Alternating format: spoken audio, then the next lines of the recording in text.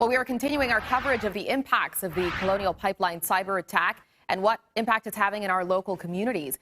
For the first time since 2014, the national gas price hit $3, with pump prices up 13 cents in Virginia, 10 cents in Maryland in just the last week.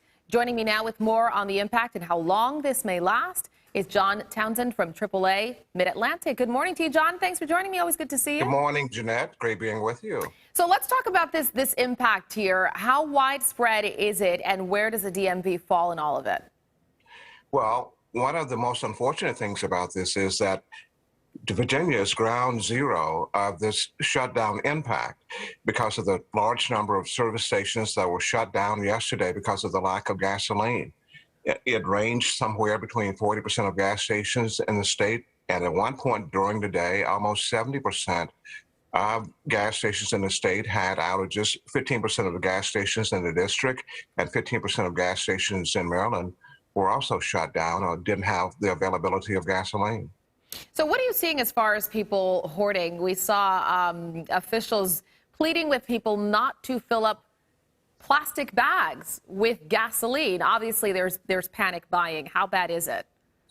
It's terrible. You mentioned a moment ago that some people were filling plastic bags with gasoline. Some people use storage containers, and then some people use multiple gas cans or containers to hoard gasoline, and it's uncalled for because it's like a feeding frenzy. It feeds upon itself. And what you see is that the more people panic buy, the worse the situation becomes. You're making a bad situation worse by doing that. And you have to resist the consumer impulse, or the human impulse, to rush out and buy gasoline, especially if it's not warranted or you have at least a half a tank of gas. If you have a half a tank of gas, and the way we're driving now in the pandemic level, you will not need gas probably for another week or so. Yeah. But people are panicking, and that's making a bad situation even far worse. And this topping off of gas tanks, which is unnecessary, is also exacerbating the situation. Yeah, I can imagine. Speaking of, I probably should be a little more, take a little more initiative when it comes to filling up my gas tank, because I'm on E. I still have that problem, even in the middle of this crisis. But, you know, we're looking at the numbers. We were looking at the numbers on the screen. You see over half of gas stations in Virginia don't have gas. North Carolina has it really bad. It seems like the worst of all the states.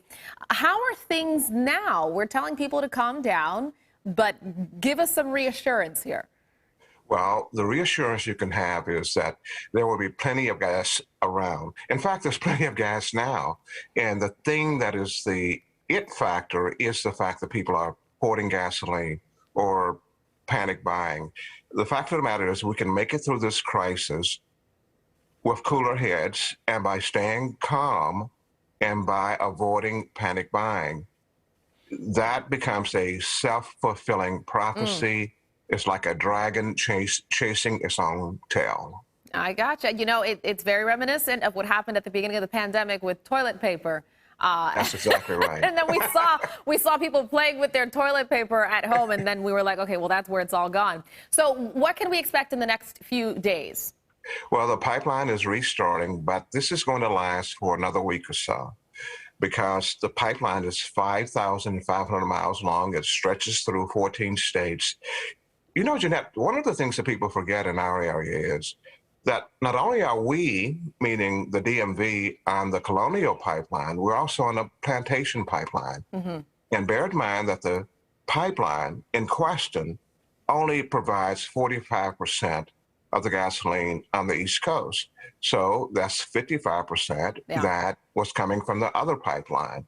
Right. And we had plenty of supply, and this became a crisis of confidence in the system because people were shell-shocked by the hack into the Colonial Pipeline. It should never have happened in the first place. Right. Hopefully we can get the original issue resolved as far as preventing this from happening again. And then, I don't know, maybe we can kind of counter human nature and whether it's toilet paper, gasoline, not panic buy. John Townsend, thank you for the reassurance. We certainly appreciate it this morning. And I'm going to go fill up my gas tank after work today. I don't blame you at all. Hopefully I can get to the gas station. All right. Thank you for your time.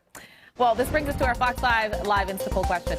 We're asking, have you panicked and filled up your gas tank? This is anonymous. We won't know who you are. If you have, it's okay. 86% of you, so most of you, fortunately, have not done that. You can join the conversation by voting at fox5dc.com or download the free Fox 5 app. Have you panicked? Now, I have not panicked. I have plenty of gas, but I will tell you, Yes. since you're running on E, the ones on River Road, Yes. they're all out of gas. I'm not trying to create panic, but when I was driving by this morning, every one of them Really? out of gas. You know what I was thinking, though, What's when I that? got to the station today, because I really am on E? I What? was like, I guess I could just call Wisdom.